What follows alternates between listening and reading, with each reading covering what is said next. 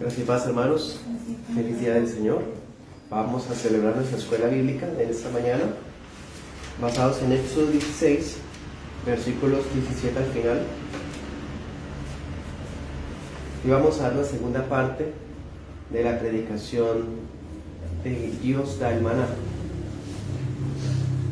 Esta es la predicación número 45 de nuestra serie expositiva y consecutiva de Éxodo. Vamos a titular este segundo punto así: provisión para el día de reposo.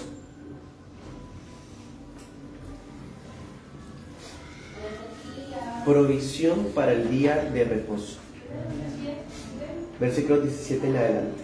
Dice: y los hijos de Israel lo hicieron así, y recogieron unos más, otros menos.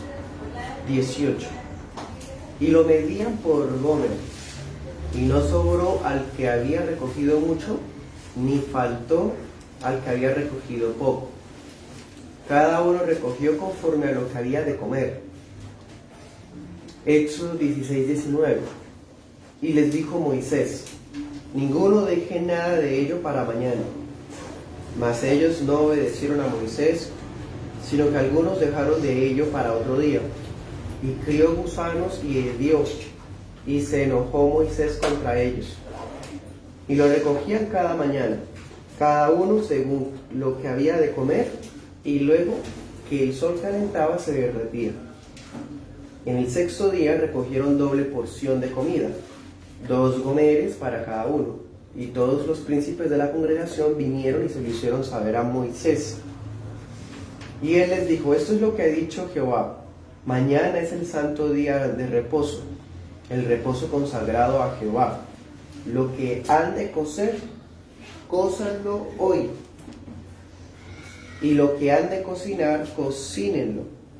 Y todo lo que les sobre, guárdenlo para mañana. Éxodo 16, 24. Y ellos lo guardaron hasta la mañana, según lo que Moisés había mandado, y no se agusanó ni hedió. Y dijo Moisés: cómanlo hoy, porque hoy es día de reposo para Jehová. Hoy no hallarán en el campo. 6 días lo recogerán, mas el séptimo día es día de reposo. En él no se hallará. Y aconteció que cuando algunos del pueblo salieron en el séptimo día a recoger, y no hallaron. Y Jehová dijo a Moisés: ¿hasta cuándo no querrán guardar mis mandamientos y mis leyes? Mire que Jehová les dio el día de reposo, y por eso en el sexto día les da pan para 2 días. Estése pues cada uno en su lugar, y nadie salga de él en el séptimo día. Así el pueblo reposó el séptimo día, y la casa de Israel lo llamó maná, y era como semilla de culantro blanco, y su sabor como de hojuelas con miel. Y dijo Moisés: esto es lo que Jehová ha mandado: llenen un gomer de él, y guárdenlo para sus descendientes, a fin de que vean el pan que yo les di a comer en el desierto, cuando yo los saqué de la tierra de Egipto. Y Moisés dijo a Aarón: toma una vasija y pon en ella un gomer de maná, y ponlo delante de Jehová, para que sea guardado para sus descendientes. Y Aarón lo puso delante del testimonio para guardarlo, como Jehová lo mandó a Moisés. Así comieron los hijos de Israel maná 40 años, hasta que llegaron a la tierra habitada. Maná comieron hasta que llegaron a los límites de la tierra de Canaán. Y un gomer es la 10ª parte de un efa. Amén. Oremos. Padre, esta mañana, en el nombre de Jesús, nos congregamos para recibir de ti, Señor, la instrucción de tu palabra viva y eficaz, para reunirnos, Señor, y santificar un día para tu gloria. Te agradecemos, Señor, en esta mañana, y con todo el corazón te rogamos que abra nuestro corazón y entendimiento, para no solamente entender, sino también aplicar todo lo que vamos a aprender hoy, que es para nuestro bien y edificación. Bendecimos tu nombre santo, Señor, y seas tú bendiciendo también este culto que celebramos para ti en Cristo Jesús. Amén. Bueno, Vamos hoy al segundo punto de este texto. La semana pasada llegamos del 1 al 16. En esa porción vimos la gracia que Dios tuvo para con los quejumbrosos, ¿se acuerdan? Que a pesar de que era un pueblo murmurador, insatisfecho o caprichoso más bien, a pesar de exigir a Dios y reclamarle, hasta pidieron que la mano de Dios los matara, Dios de todas formas les da de comer, les mandó codornices porque querían carne, bueno, holladas de carne, querían baldes de pan, bueno, reciben codornices, reciben pan, y ahí vimos la gracia de Dios para ellos. En esta segunda parte, porque no alcanzamos a cubrir todo el capítulo la semana pasada, vamos a ver otro tipo de instrucciones que están dentro de esta misma semana. Ese capítulo 16 abarca 7 días. Es una semana entera la que abarca, porque des en cuenta que Moisés les dice: el sexto día va a haber del cielo la doble porción de pan, para que el sábado no tengan que salir a buscar, sino que tengan doble, ¿cierto? Y así puedan santificar el séptimo día para Jehová, ¿sí? Eso quiere decir que ese capítulo abarca 7 días, porque llegó ese día que llovió el doble de pan, y como vamos a ver, hubo unos que de todas formas salieron a buscar, y Dios los amonesta para que guarden el día de reposo. Por eso se titula así, provisión para el día de reposo. Comencemos, versículo 17. Bueno, Moisés inicialmente les dio instrucciones de que cada uno tomara un gomer por cabeza. Se supone que cada quien debía comer lo necesario, lo suficiente para cada hogar. Los israelitas obedecen, versículo 17, dice: cada quien recogió con equidad, podríamos decir, unos más, otros menos. ¿Por qué dice que unos más y otros menos si está hablando de equidad o de igualdad? Porque cada quien recogía de acuerdo al número de integrantes de la familia, ¿sí? Por eso en el versículo 18 dice: no sobró al que había recogido mucho, ni faltó al que había recogido poco. Ahí hay un principio muy importante que vamos a mirar ahorita más adelante, que el apóstol Pablo aprovecha. Bueno, al momento de recoger el maná, los israelitas usan gomer. Gomer es una medida como lo que para nosotros es kilos o litros, ¿sí? Dicen en el 36, es la 10ª parte de un efa. Efa era una medida de líquidos, lo que para nosotros es litros. Es algo así como decir 2,5 litros, 2,5 kilos, ¿sí? Aproximadamente. Versículo 19. Moisés, bueno, da las instrucciones de que cada quien tome lo necesario, salga a recoger lo necesario, pero como siempre Dios soberano, cuando otorga dones y bondades, Él las limita bajo condiciones soberanas. Entonces Él dice: les he dado todo esto, pero no deben guardar maná para otro día. Primera indicación. Es decir, cada día vendría su provisión. No podían guardar, de pronto sobró y guardemos, o quién sabe si llegue mañana. Entonces guardemos por si las moscas, decimos acá en Colombia. Versículo 20. Pero muchos de ellos no obedecieron esta instrucción. Todo iba bien, ¿no? Habíamos visto obediencia, pero aquí ya vemos desobediencia. Y lo que guardaron crió gusanos y se pudrió. Bueno, pensémoslo así, hermanos, es algo ofensivo para el Señor. Dios les ha dicho: les voy a dar maná cada día, y aún así ellos guardan para el otro día. ¿Qué es eso? Incredulidad. Ellos están diciendo, o más bien, almacenar maná un día distinto a cuando se les dijo que sí podían guardar, porque hubo un día que sí podían guardar, ¿cierto? El viernes. Los demás días no debían guardar. Entonces el hecho de que estén guardando en los otros días es una forma de poner en entredicho la palabra de Dios, o sea, no es confiable. Si no, de pronto no nos dé. Y eso nos recuerda a nosotros Mateo 6:34. ¿Se acuerdan? Cada día tiene su afán. ¿Por qué se preocupan por el día de mañana? Dice el Señor Jesús. Si cada día tiene su preocupación. Cada día tenemos nuestras propias incógnitas, problemas o tribulaciones. Porque si nos ponemos a cargarnos con las cosas del otro día, pues no nos hace bien ni siquiera nuestra salud. Cada día tiene su afán. Entonces esa lección es la que están recibiendo ellos. Confiar en la palabra y esperar en Dios cada día. A propósito, hermanos, iglesia, están recibiendo pan del cielo, ¿cierto? La semana pasada mirábamos que murmuró toda la congregación. Y ahorita que hicimos lectura de toda esta parte final, ¿alguien leyó alguna acción de gracias por lo menos? No. Hay murmuración y quejas cuando no tenemos. Pero una señal de que lo que estamos pidiendo es caprichoso y egoísta es que cuando por fin se nos da, ni siquiera damos gracias.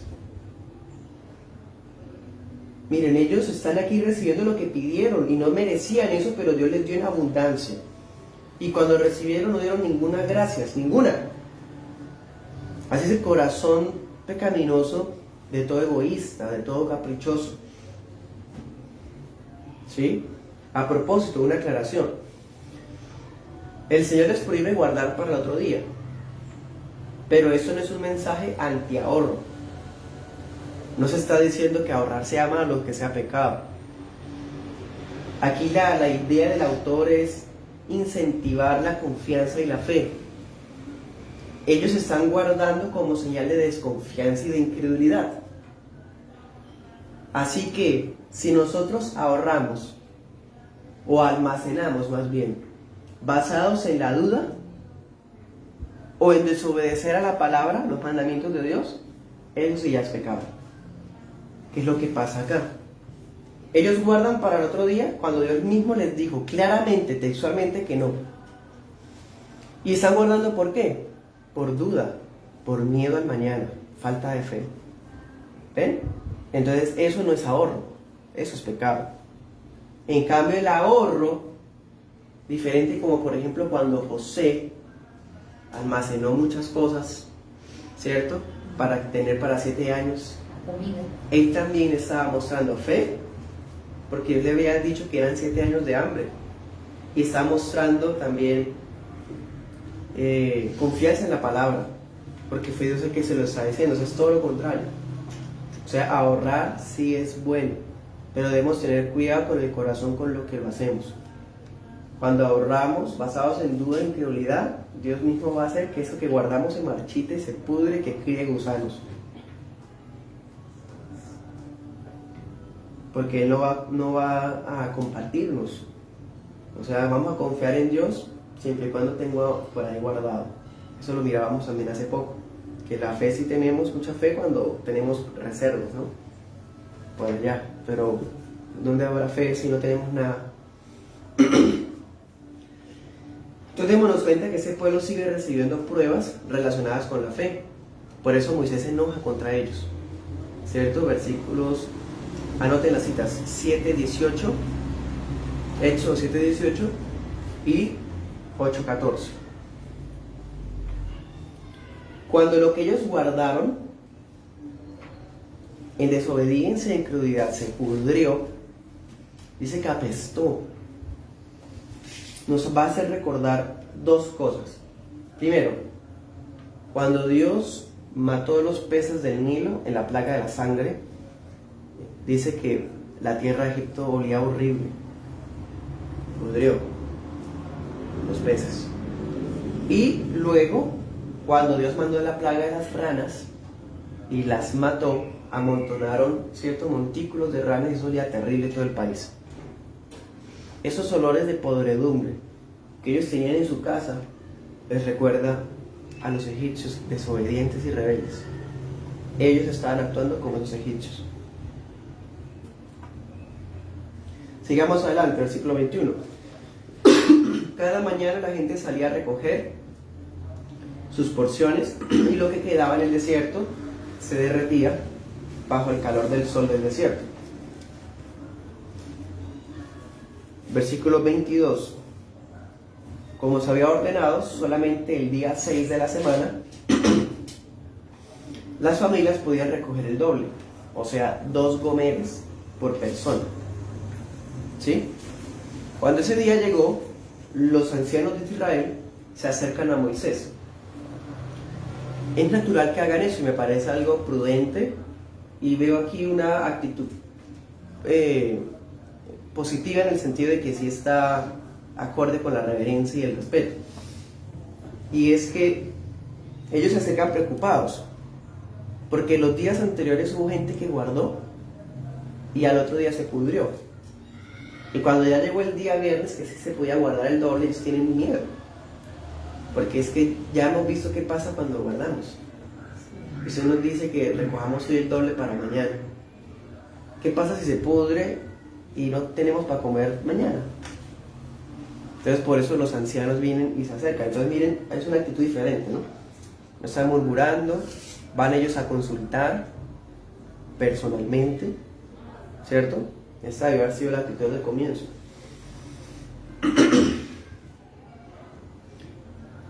Pero hermanos, preguntemos, ¿no respalda Dios a sus hijos que andan en obediencia a lo que su palabra indica? Se pudrió por desobediencia y por incredulidad. Y en esta ocasión, cuando Dios mismo le está diciendo que sí guarde, guardar sería obedecerlo. Y sería confiar. Entonces, no va a pasar nada. Ellos deberían aprender a confiar hasta en eso. Bueno, versículo 23. Moisés les explicó a los principales del pueblo que la medida del sexto día respondía a que Yahvé había santificado el séptimo día. ¿Sí? Entonces, el día viernes, no solamente debían recoger el doble, sino que también debían hervir o cocinar lo necesario para que el séptimo día no tuvieran que hacerlo y fuera un día consagrado enteramente al Señor. ¿Bien? Hermanos, el tema del día de reposo está en la Biblia desde Génesis 2, del 1 al 3. Es un tema que ya hemos estudiado en la iglesia local, porque ya estudiamos los 10 mandamientos. Si quiere profundizar en ese tema nuevamente, le invito a que mire nuestro canal de YouTube. Esas predicaciones fueron 2 del tema, o 3.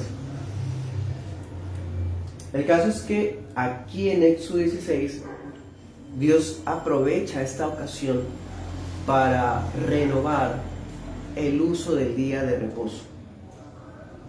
Ya había sido dada la creación y aquí otra vez se reitera. Aquí hay una implicación. Los israelitas están recibiendo el día de reposo antes de los 10 mandamientos. Eso es algo muy curioso. Bueno, voy a citar al doctor MacArthur. Abro comillas. Constituía una lección semanal acerca de la naturaleza del día de reposo como día diferente. Enseñaba al pueblo a guardar el día de reposo de forma apropiada y actuaba como reto a obedecer los mandatos de Dios. Cierro comillas. ¿Sí? A partir de esos tiempos, ellos van a ver el día de reposo como un día diferente. Seguramente no guardaban ese día. Nadie lo guardaba. No vemos registro bíblico hasta Génesis 2 y nadie que acate los Génesis 2 hasta ahora. Entonces, a partir de aquí van a guardar el día de reposo de manera correcta, y guardando el día de reposo a la vez están guardando los mandamientos, y a su vez están aprendiendo a confiar en Dios, porque ese día no van a poder trabajar. ¿Bien? Sigamos adelante, versículo 24. Así fue, efectivamente, lo que guardaron ese día no se aguzanó ni hirió para el siguiente. Versículos 25 al 26. Entonces lo que habían guardado para el séptimo día, que era el día de reposo para Jehová, debían comerlo el séptimo día, porque el séptimo día no van a encontrar nada afuera. Recordemos, bajaba un rocío en la mañana y ese rocío se convertía como en escarcha.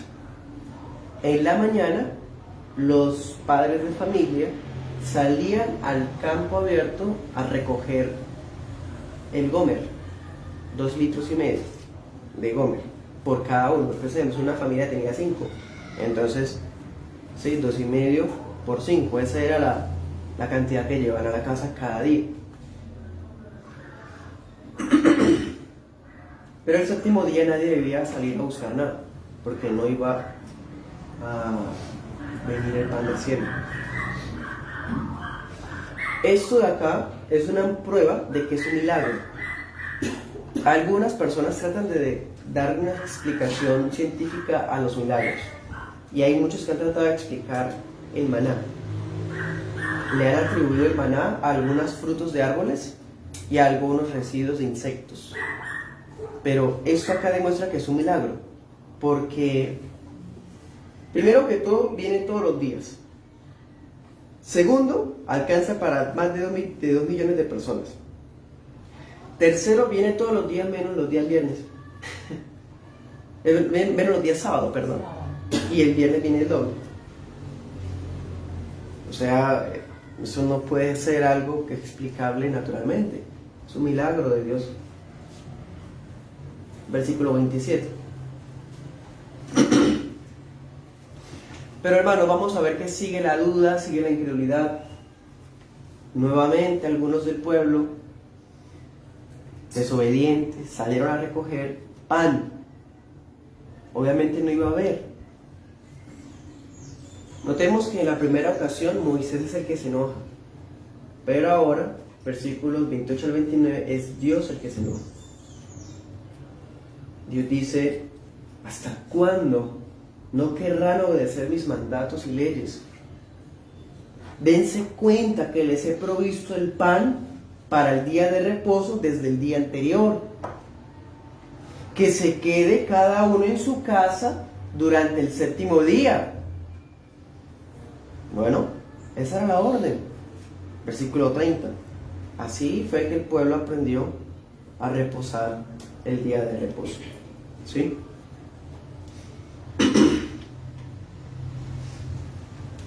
Bueno, para terminar la sección, versículos 32 al 34, vemos que Moisés ordena que se guarde un poco del maná aparte en una vasija como testimonio para las generaciones futuras, para que los hijos de los hijos y así sucesivamente pudieran ver con sus propios ojos el pan que el Señor les había dado cuando estaban en el desierto. Y dice que lo depositaron delante del testimonio. ¿Sí? En Hebreos 9:4 se dice que eso es una urna de oro. Ahí guardaron esa porción especial. Aarón fue el que la guardó. Bueno, vamos a algunas aplicaciones. Primera aplicación, vamos a Juan 6. Y seguramente la más importante de todas. Juan 6:30.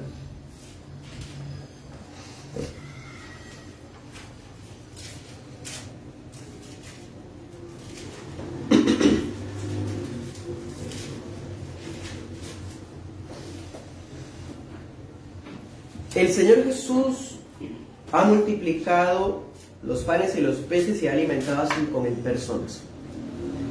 Los israelitas ven esa señal y confirman que Él es el que había de venir. Quieren convertir a Jesús en su rey. Y Jesús no quiere que lo nombren rey de esa manera. Él se hace aparte, se aleja de la multitud, anda sobre el mar para alcanzar a los discípulos que se le habían adelantado. Y la gente dice: bueno, ¿dónde está? Y le fueron a buscar. Jesús les está enseñando que lo que Dios les ordena a ellos es que crean en quien Él envió. Entonces dice esto, versículo 30. Le dijeron entonces: ¿qué señal pues haces tú para que veamos y te creamos? ¿Qué obras haces?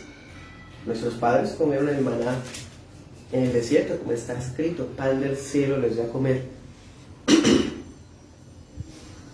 Querían más comida gratis. No venían por creer, por fe, sino para llenarse el estómago. Así como muchos tristemente llegan al Evangelio en búsqueda de bendiciones, de promesas, de restauración familiar, restauración de finanzas, si quieren venir por el estómago, no por la fe. Versículo 32, Jesús les dijo: de cierto les digo, Moisés no les dio pan del cielo. Mi Padre les da el verdadero pan del cielo. Porque el pan de Dios es aquel que descendió del cielo y da vida a este mundo. 34, los judíos dicen: bueno, Señor, danos siempre de ese pan.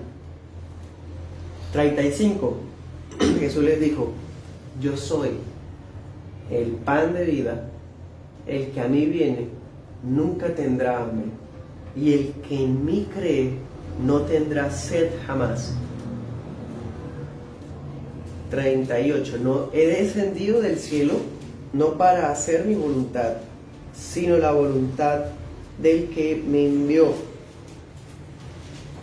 41, murmuraban entonces de él los judíos, porque había dicho: yo soy el pan que descendió del cielo.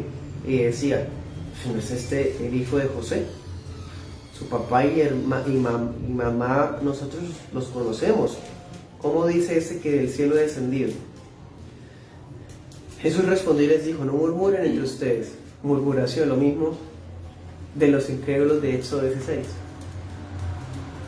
Ninguno puede venir a mí si el Padre que me envió no lo trae, y yo lo resucitaré en el día postrero. Versículo 48. Yo soy el pan de vida. Sus padres comieron el maná en el desierto y murieron. Ese es el pan que desciende del cielo, para que el que de él come no muera. Yo soy el pan vivo que descendió del cielo. Si alguno come este pan, vivirá para siempre. El pan que yo daré es mi carne, la cual yo daré por la vida del mundo. Amén. Jesús es el cumplimiento del maná. El maná es solamente una sombra, o en términos teológicos, una tipología de lo que Jesús iba a hacer. El maná viene de los cielos, como escarcha, algo sencillito, y la gente dice: ¿qué es eso? Es el pan que Dios les dio, pan de nobles, pan de ángeles, ¿se acuerdan? Pero eso anticipa a la venida de Cristo, el verdadero pan del cielo. Y aunque Cristo venía del cielo, así como el maná se describió con ternura y sencillez, Jesús descendió del cielo, el Verbo se hizo carne y vino perfecto, humilde, puro, sencillo. Isaías 53:2, sin hermosura para que no le deseáramos. Y de todas formas, Él es más que suficiente. El maná alcanzaba para todo el mundo, pero todos los días tenían que recogerlo. Cristo vino una sola vez y para siempre. El maná, si se guardaba, se podía pudrir. Cristo es imperecedero. Los israelitas lo buscaban cada mañana por medida. Nosotros podemos buscarlo cada mañana en nuestros días sin medidas.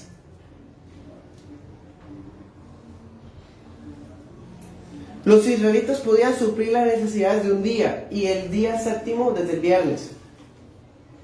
Cristo puede suplir la necesidad del corazón de cada hombre y llena a cada creyente con la plenitud de Dios. Los israelitas tenían que recoger porciones para su familia. Nosotros ahora tomamos porción del pan del cielo que es Cristo y podemos tomar en abundancia para compartirlo con la multitud que se está muriendo sin Él. Hambrientos que hay a nuestro alrededor, que no conocen el verdadero pan del cielo. Y mientras dure nuestra vida, estamos llamados a llenar nuestros almacenes con este pan del cielo. Este pan es suministrado por los medios de gracia. Recibimos porciones de este pan por la predicación, por el día del Señor, congregándonos en la comunión de los santos, en la oración en las mañanas, en la lectura bíblica en su casa, en la lectura en el hogar, el devocional familiar. Cada vez que hacemos los medios de gracia, estamos almacenando maná para nuestra satisfacción y llenura.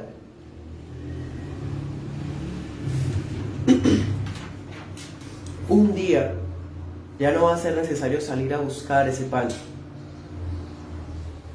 o buscarlo en oración en la mañana leyendo la Biblia, porque un día vamos a estar cara a cara con este pan eterno y su presencia magnífica y eterna será nuestra satisfacción por la eternidad.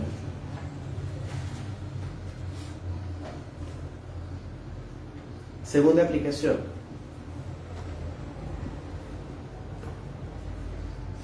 Ojalá cada uno de nosotros llenara los almacenes desde la mañana, como esos israelitas. Cuando se dejaba el maná hasta la tarde, se derretía por el calor. Ojalá nosotros aprendamos a buscar al Señor desde temprano y que sea nuestra primera comida al día, antes que la terrenal, o que coger el celular, o prender el computador, o lo que sea, que lo primero sea maná. Otra aplicación. Hoy no tenemos el día de reposo como Shabbat, pero hoy tenemos el día del Señor. Y el día del Señor es dado al creyente para santificarlo para Dios. En este día del Señor no se caracteriza por las cosas que están prohibidas hacer. Más bien el día del Señor se caracteriza porque nos estamos llenando de doble porción de maná.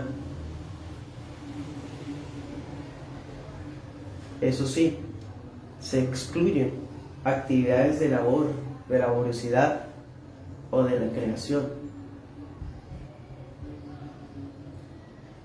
Y Dios se ha comprometido a proveer a sus hijos que creen y obedecen sus mandamientos, en medio de una sociedad consumista que prácticamente nos obliga a trabajar todos los días. Otra aplicación. Segunda de Corintios 8:14.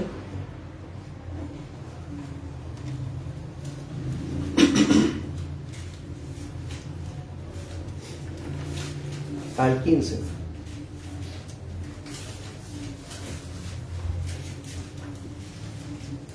Para que en este tiempo con igualdad la abundancia de ustedes supla la escasez de ellos, para que también la abundancia de ellos supla la necesidad de ustedes, para que haya igualdad.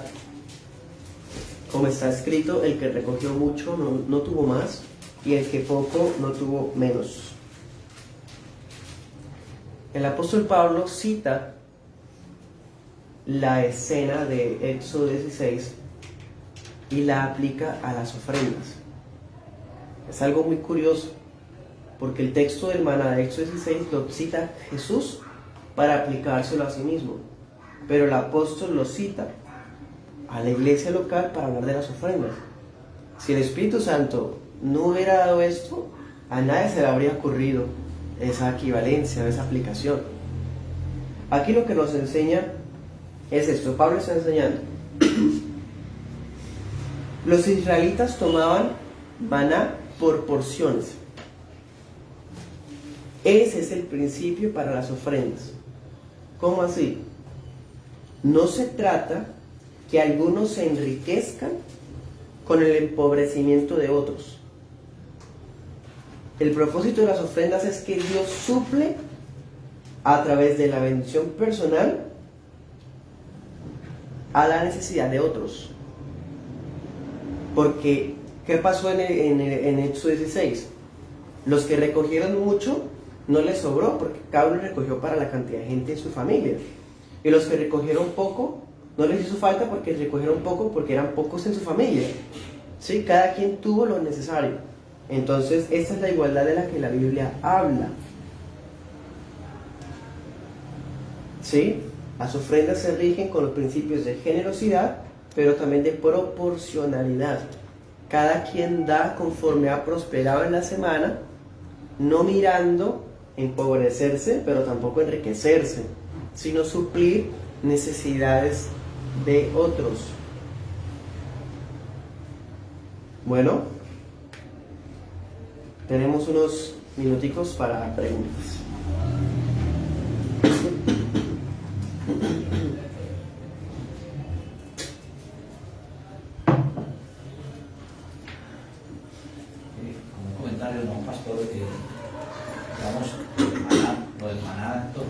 Es un milagro desde el comienzo hasta el final, porque digamos, nada más uno reflexionar respecto a, digamos, la duración de ese maná, digamos, las propiedades que tenía, digamos, los efectos que se producían sobre ellos en el sentido, digamos, de si era desobediente, pues afectaba esa provisión. Digamos, el hecho de que se preservaba en un día, digamos, y como viendo, si no se preservó anteriormente, porque se preservaba un día, otro milagro ahí vigente, y muchas situaciones de esas que uno se pone a reflexionar y dice realmente, y digamos ahora, como usted dice, aplicándolo al principio del Señor Jesucristo, lo mismo, exactamente en una aplicación, ¿no? El Señor es el alimento permanente, no podemos buscarlo, decir, no, mañana lo buscamos porque, o busquémoslo ahí y mañana nos vamos de pachanga o tal cosa. No, sino tiene que ser el alimento permanente. Solo en el día del Señor que venimos a hacer algo especial, como a disfrutar como esa porción especial, ¿no? Entonces, realmente si uno reflexionando respecto a eso, el maná y el Señor Jesucristo es un reflejo de lo maravilloso que Dios en su provisión. Ahora otra cosa que me llama la atención, pastores, cuando estaban diciendo, hablando del pan de vida que era el Señor Jesús que estaba dando esa enseñanza, me parece muy interesante que dice, y le dijeron, en el versículo 34, ¿no? El capítulo que estamos viendo, que era el 6, ¿no? 6:34 dice, le dijeron, Señor, danos siempre este pan. Y me trajo en esa memoria lo que le digo a la samaritana, ¿no? Cuando le ofreció el Señor el agua de vida, dame siempre esta agua para mí. O sea, como que ahorita el corazón, en el sentido de que eso es lo que necesitamos, de verdad, es realmente y lo que vale como la pena, ¿no? El pan que está ofreciendo Dios, ¿no? Pero en este caso, pues había personas que no creían que eso era una realidad, ¿no? Exactamente como yo pensaba que, o sea, yo me imaginaba que el pan que el Señor, que Dios les envió de maná, yo le decía a mi esposo que yo pensaba que era como ese algodón que uno compra que cuando lo agarra se derrite. Pero el domingo pasado me quedó claro porque dice que era como una semilla de culantro con sabor a miel. Entonces no era como un algodón, era la semillita. Sí, entendí eso porque yo pensaba que era como un algodoncito que caía. Ahora pasó otra cosa, digamos, que hay como otro paralelo veo yo, no sé, que en el sentido del maná, ¿no? Que decía que el maná era dulce como la miel, ¿no? Sí. Y si el Señor es digamos, la psicología del maná, pues imagínense la dulzura del Señor para ofrecerse, ¿no?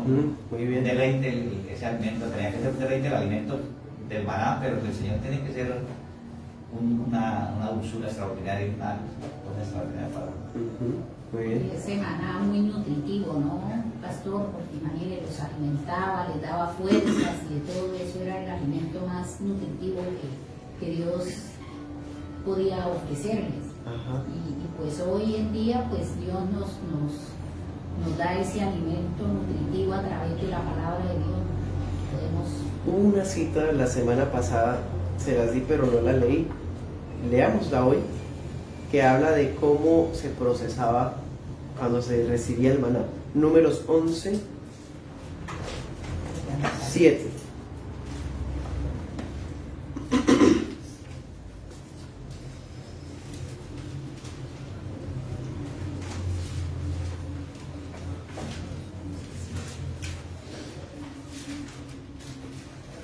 Dice: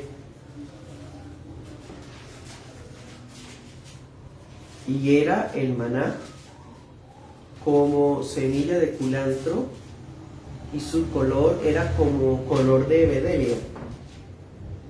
El pueblo se esparcía y lo recogía, y lo molía en molinos, o lo majaba en morteros, y lo cocía en caldera, o hacía de él tortas. Su sabor era como sabor de aceite nuevo. ¿Sí? Hay una descripción de cómo era el día a día, ¿no? Sí. Algunos hacían tortas, otros hacían empanadas. Mucha variedad, sí. Había mucha variedad. Ajá. Qué chévere. ¿Qué más? ¿Alguna inquietud? ¿O otro comentario? Tenemos otros minutitos.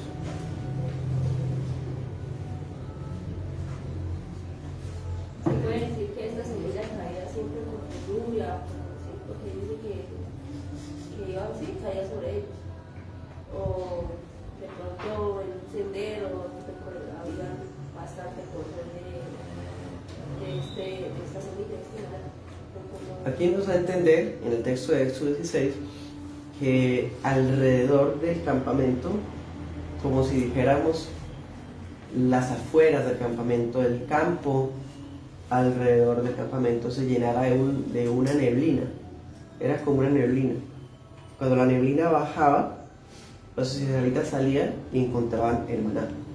No era tanto como lluvia, como si llovieran semillas. Era que quizás era polvito, probablemente, la neblina, pero cuando ya se condensaba en el campo, ¿sí?, se volvía como semillitas, ¿sí? Ya caía la... De hecho, también dice que cuando se derretía, se derretía, ¿no? Se derretía, sí. Cuando Cuando misma cosa se lo que sobraba se quedaba ahí, se derretía. Tremendo.